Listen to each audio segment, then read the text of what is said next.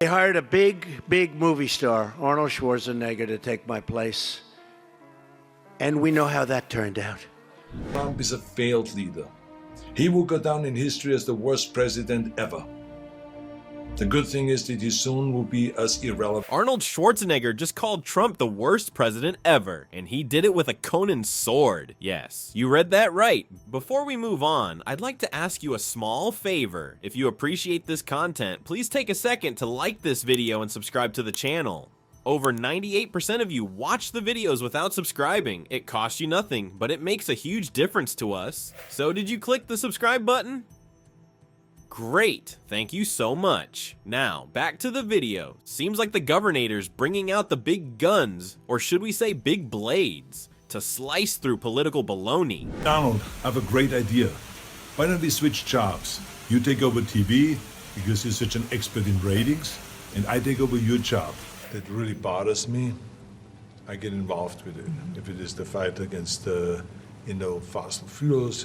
But why is he suddenly going all Conan on democracy's enemies? Arnold Schwarzenegger's gone from battling Skynet to taking on the GOP's MAGA machine. Talk about a plot twist. Our favorite Austrian oak is now using his muscles to flex on the Republican Party. And boy, is it a sight to behold. Remember when Arnold's biggest enemy was a shape-shifting killer robot? Well, now he's got his sights set on an orange-tinted, tweet-happy villain. And let me tell you, the governor's not pulling any punches. Now, I do not believe it is, but I do believe that we must be aware of the dire consequences of selfishness and cynicism that can lead this country in a Republican way. You think there's no way he would win again? No. Arnie's relationship with the Republican Party has turned sour faster than milk left out in the California sun. He's been giving them the stink eye for a while now, especially when it comes to their Trump shenanigans. What are we to make of those elected officials who have enabled his lies and his treachery? I will remind them of... In California, what can California do differently?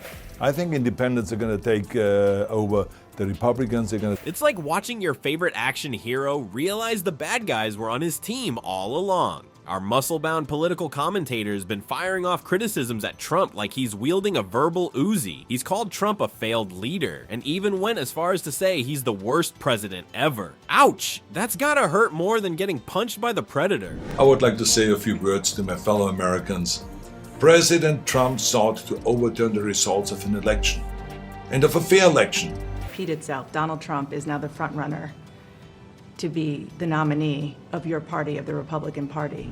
But Schwarzenegger's not just mad, he's got receipts. He's been dropping truth bombs left and right, comparing the Capitol riots to Kristallnacht. Who knew the Terminator was also a history buff? He's painting a picture scarier than any dystopian future he's fought in his movies. It's going to make it easy for the Democrats in the end to win. It's sad to see that they couldn't come up with a new talent. President Trump sought to overturn the results of an election, and of a fair election. He sought a coup by misleading people with lies. And get this, Arnold's so disappointed in his fellow Republicans, he's basically calling them a bunch of spineless jellyfish. Can you imagine? The party of Lincoln reduced to invertebrates in the eyes of the kindergarten cop. That's gotta sting worse than getting terminated. Within hours, the Senate and the House of Representatives were doing the people's business and certifying the election of President-elect Biden. But here's the kicker. Arnie's not just criticizing, he's trying to save democracy. He's gone from "I'll be back" to "I'll be watching you, Donald." Our action star turned politician is now urging Americans to support President Biden, saying, if you succeed, our nation succeeds. Talk about a character arc. Hey folks, remember when we thought Arnold's toughest battle was against the Predator? That I think when it comes to the majority on election day, I think they will see the difference between one or the other. Their policies were such that they were not really including everybody. And we were losing them because we were not addressing those issues. Well, buckle up, Buttercup, because we're about to take a trip down memory lane that'll make you say, "I'll be back," with tissues. Our muscle-bound hero didn't start off bench pressing freedom and democracy. Nope. Little Arnie's origin story is darker than the Terminator's sunglasses. Picture this, it's post-World War II Austria, and instead of action figures, our future governor is surrounded by the wreckage of a country that just lost its marbles, and its democracy. But wait, it gets worse. Imagine growing up in a place where your neighbors are drowning their Nazi guilt in beer. Talk about a heavy hangover, and you thought your family reunions were awkward. Arnold's dad was mixed up with the Nazi party, and not in a I accidentally joined the wrong book club kind of way. We need public servants who will serve higher ideals, the ideals in which this country was founded.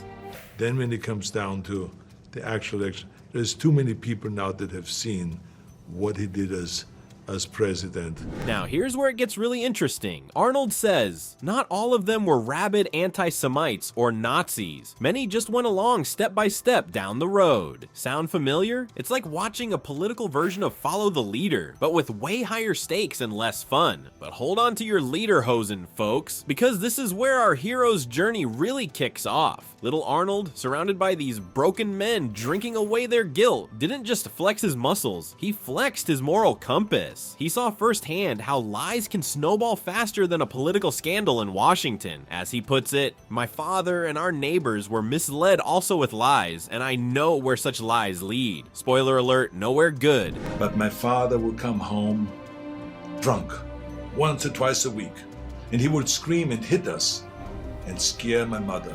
My father was, and so many other millions of men, was sucked into a hate system.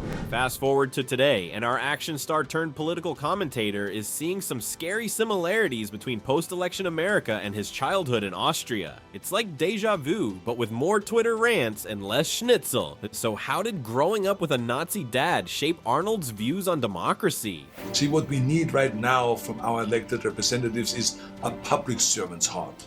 Well, let's just say it turned him into a freedom-fighting, democracy-defending machine. He's gone from witnessing history to trying to prevent it from repeating. It's like he's starring in his own real-life sequel, Terminator: Rise of the Democrats. Being so anti, healthcare reform and being so anti-environment and stuff like this, we are losing and we are dying at the box office. Patriotism means to stand by the country. It does not mean to stand by the president. Well, folks, it looks like Arnold's not just flexing his muscles these days. He's flexing his political conscience, too. Our favorite Terminator is now terminating lies and division, calling on all Americans to support President-elect Joe Biden. Can you believe it? The guy who once said, "I'll be back," is now saying, "Let's move forward together." But wait, there's more. Arnie didn't just stop at supporting Biden. He went full kindergarten cop on Trump, calling him a failed leader and predicting he'll be as irrelevant as an old tweet. Ouch, that's gotta hurt more than getting punched by the Predator. We need public servants that serve something larger than their own power or their own party.